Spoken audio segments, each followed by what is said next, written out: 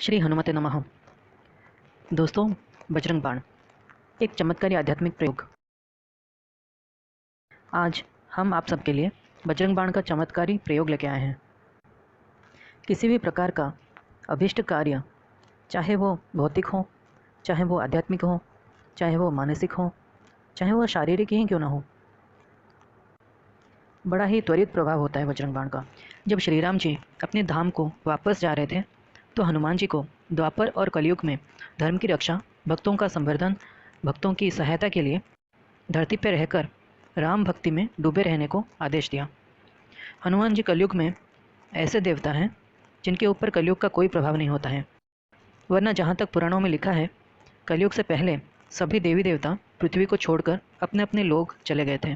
पर माता सीता के वरदान के कारण हनुमान जी चिरंजीवी बने और कलयुग में सबसे अधिक प्रत्यक्ष और शक्तिशाली देवता बने और भक्ति और अपने भक्तों की रक्षा के लिए सदा सर्वदा तत्पर रहने लगे। इसलिए कलयुग में विशेषकर हनुमान जी की पूजा, व्रत, अनुष्ठान सबसे अधिक फलदायी, सबसे त्वरित फलदायी माना जाता है।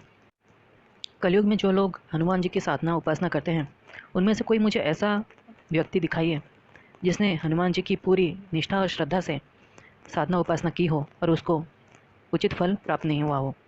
बात करते हैं बजरंग बाण की। बजरंग बाण अमोघ है। जिस प्रकार राम बाण कभी व्यर्थ नहीं होता, उसी प्रकार बजरंग बाण का प्रयोग भी कभी भी निष्फल नहीं होता। जो लोग बजरंग बाण का पाठ करते हैं, उन्हें ये अनुभव हुआ ही होगा कि इसका प्रयोग कभी भी व्यर्थ नहीं होता।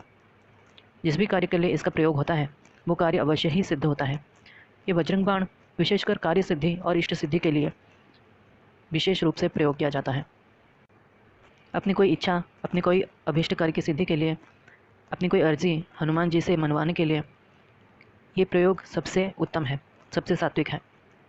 हमने इस प्रयोग को इसलिए आप लोगों तक पहुंचाने का निर्णय लिया क्योंकि इस प्रयोग में किसी भी माला, कोई गुटिका, यंत्र, किसी भी वस्तु की कोई आवश्यकता नहीं है। जो सबसे आवश्यक वस्तु है इस प्रयोग के लिए, वो है आपकी निष्ठा, आपका समर्पण और आपकी भक्ति। ये एक ऐसा प्रयोग है जो कोई आम इंसान भी बहुत ही सुगमता से अपने घर में कर सकता है। मुझे कोई ऐसा व्यक्ति दिखाइए, तलाशिए कोई ऐसा व्यक्ति जो प्रॉपरली बजरंग बाण का पाठ किया हो, बजरंग बाण का अनुष्ठान किया हो, बजरंग बाण को ध्यान से, मन से, श्रद्धा से नियमित पढ़ा हो और उसका कार्य सिद्धि ना हुआ हो। मगर पहली बार इस प्रयोग को सुनने के बाद आपको ये सरल बिल्कुल भी नहीं लगेगा। इस प्रयोग को करने से पहले मैं सबको यही एडवाइस करूँगा कि वो लोग पहले कुछ दिनों तक प्रतिदिन शुद्धता और पवित्रता के साथ इस बजरंग बाण का नित्य प्रति कुछ पाठ आरंभ करें। बिना संकल्प लिए कुछ पाठ आप आरंभ करें, सो दैट ये बजरंग बाण जो है आपके कंठ में उतर जाए।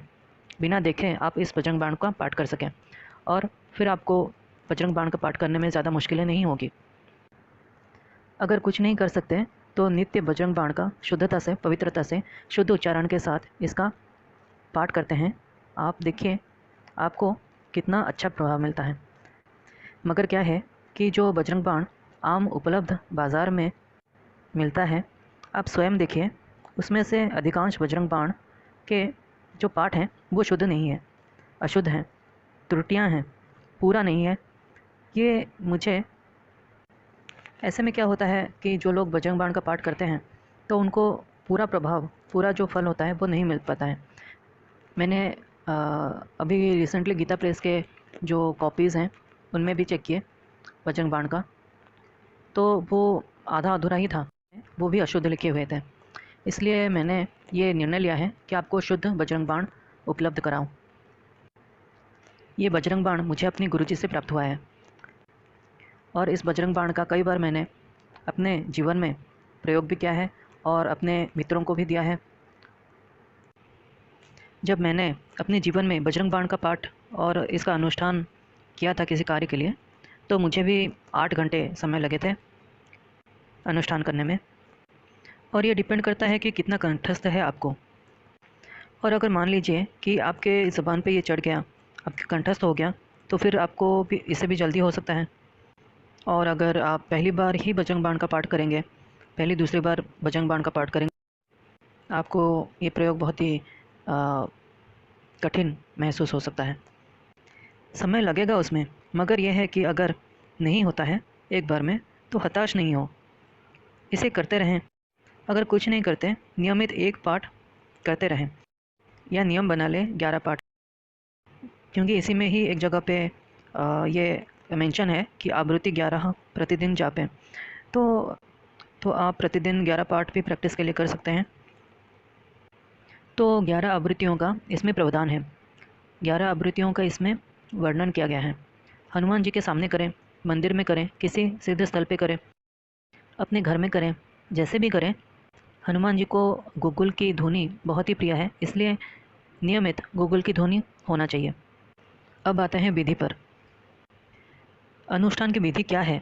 ये एक लंबी प्रक्रिया नहीं है। पहले तो ये आप मान के चलिए कि एक लंबी प्रक्रिया नहीं है, बहुत ही छोटी सी ही प्रक्रिया है। क्योंकि मेरे मन में जो विश्वास है, जो धारणा है, वो यही है कि जितने भी पूजा पाठ है, अध्यात्म की जितनी भी प्रक्रिया है, वो एक सरल विज्ञान है। आपके लिए सरल और सुविधाजनक हो वैसे ही करें। क्योंकि पूजा पाठ अध्यात्म को मैं एक ट्रिक मानता हूँ, और ये मानता हूँ कि जो व्यक्ति अपने आप को इसके अनुकूल बना ले, वही सफल हो सकता है। बस ये नहीं कि हम कोई लकीर पकड़ के बैठ जाएं और बोले कि ऐसा ही होना है, ऐसा नहीं होना है, विधि में ऐसा ही लिखा है। ये नहीं करना है। आपकी भक्ति और श्रद्धा से आप जैसा करेंगे, आपको उसी के अनुरूप ही फल मिलेगा। ये प्रयोग सुविधा से होना है, सरलता से होना है, सहजता से होना है, मन से होना है, आस्था से होना है और डूब के होना है। जब आप कोई कार्य को डूब के करते हैं, तो वो भावना पैदा होगी, वो मनस्थिति पैदा होगी। तब ये सब चीज़ें अध्यात्म लाभ देने लगेंगी आपको। आपको ऐसा लगने लगेगा कि मुझको इन सब का कुछ तो परिणाम मिला, क्योंकि तब फिर ये भावना होने लगेगी कि ज़रूरी नहीं कि आपको आज मिले। मिलना ना मिलना प्रारब्ध के ऊपर है, ये तो पुरुषार्थ है आपका। तो कर्म का प्रभाव कब फलीभूत होगा? मैं मानता हूँ कि इसमें नक्षत्र का भी अलग ही खेल होता है।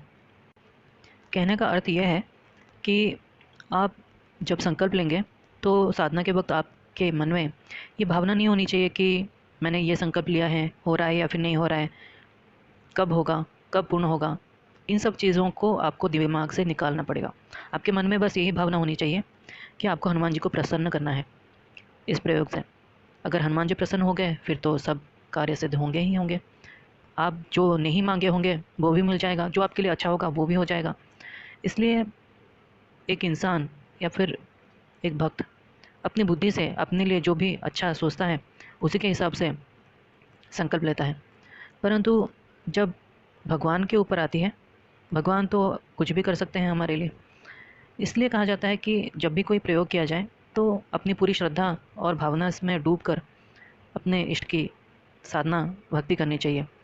संकल्प के ऊपर इतना ध्यान नहीं देना चाहिए। अनुष्ठान के लिए कोई भी शुभ मुहूर्त चुन लीजिए। हनुमान जयंती हो, मंगलवार का दिन हो, शनिवार का दिन हो, दिवाली की रात हो, होली की रात हो, ग्रहण हो, जो भी आपकी सुविधा हो, अपना मुहूर्त चुन लीजिए अनुष्ठान के लिए।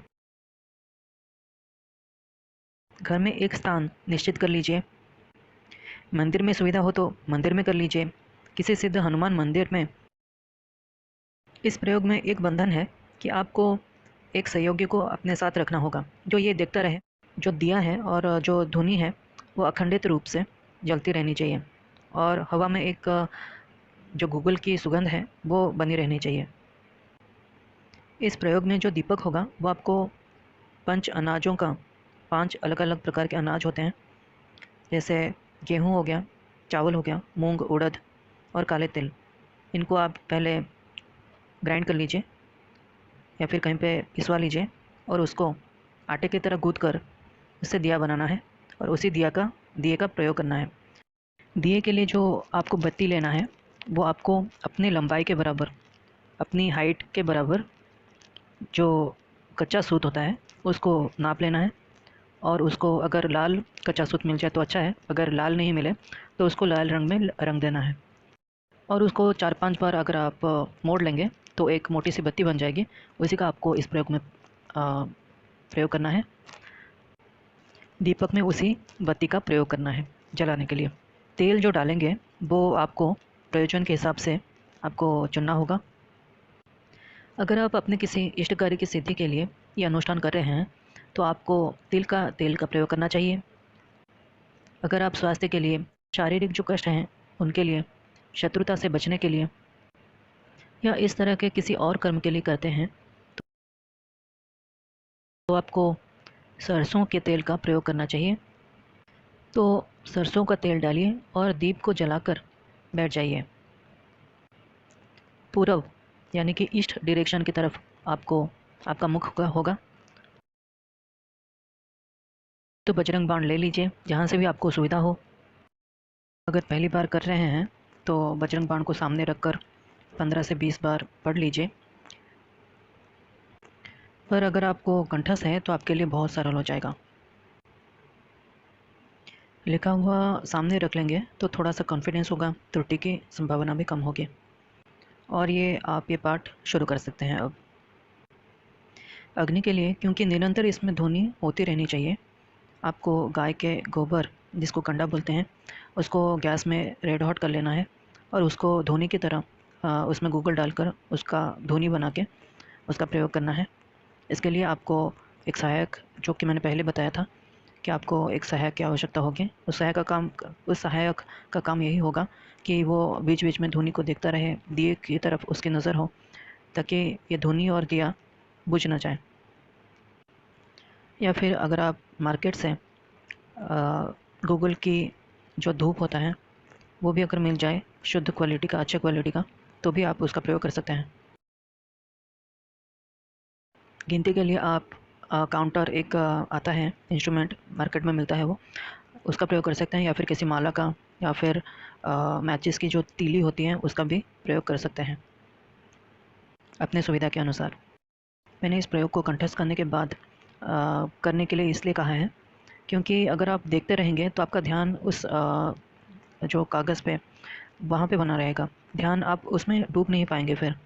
और अगर आपका ध्यान इसी चीज़ों में भटकता रहा कि दिया ठीक से जल रहा है या फिर नहीं, और गूगल की ध्वनि जो है वो ठीक से हो रहा है या फिर नहीं, आपका ध्यान अगर कागज़ पे रहेगा कि आप सही से उच्चारण कर रहे हैं या फिर नहीं, फिर आप उस निमग्नता के साथ, उस तन्मयता के साथ इस प्रयोग को नहीं कर पाएंगे। फिर हमारा मन पूजा से हट जाएगा, ध्यान में नहीं लगेगा, हमारा मन एकाग्र नहीं हो पाएगा, हम एकाग्रता के उस अवस्था तक नहीं पहुंच पाएंगे। फिर जब आप ये पाठ पूरा हो जाए तो हनुमान जी का जो भी श्रद्धा हो, आपकी जैसी भाव हो, यथा भाव यथा श्रद्धा, उनका भोग, उनकी पूजा अर्चना, उनकी आरती स्तुति जो करना चाहें करिए। हनुमान जी की प्रिय सामग्री में उड़द के दाल का बना कोई भी सामान बहुत प्रिय होता है उनको, उसका भोग लगाइए। भोग के लिए आप लड्डुओं का भी प्रयोग कर सकते हैं, किसी फल का भी प्रयोग कर सकते हैं, क्योंकि हनुमान जी को फल भी बहुत ही प्रिय थे। अब आप अगर कोई भूल चूक हो गई हो तो उसके लिए क्षमा मांगकर उठ जाइए, आपका प्रयोग संपन्न हो गया। इस प्रयोग को हम अब संक्षिप्त में बताने का प्रयास कर रहे हैं। इस प्रयोग में आपको अपनी लंबाई के बराबर लाल रंग का कच्चा सूत लेना है। अगर लाल रंग का ना हो तो आप उसको लाल रंग में रंगवा सकते हैं। 5 अलग अलग अनाजों का दीपक, उसको ग्राइंड करके उसको आटे की तरह गूँथ कर उसका दीपक बनाना है। और अपने इष्ट कार्य की सिद्धि, जो भी आप, जिस भी कार्य के लिए आप इसका प्रयोग कर रहे हैं, उसके हिसाब से आपको तेल लेना है। और गूगल की धुनी पूरे प्रयोग ख़त्म होने तक आप जलती रहनी चाहिए। बस इतना ही है। आगे जैसी आपकी श्रद्धा, जैसी आपकी विश्वास, आप इस प्रयोग में कर सकते हैं। ये इतना शक्तिशाली प्रयोग है कि आप अपने हर कार्य की सिद्धि के लिए, हर मनौती जो मांगते हैं, हर इष्ट कार्य की सिद्धि के लिए जो उचित हो, उस कार्य की सिद्धि के लिए अपनी हर उचित मांग, अपनी हर उचित इच्छा और इष्ट कार्य की सिद्धि के लिए आप इस प्रयोग को कर सकते हैं।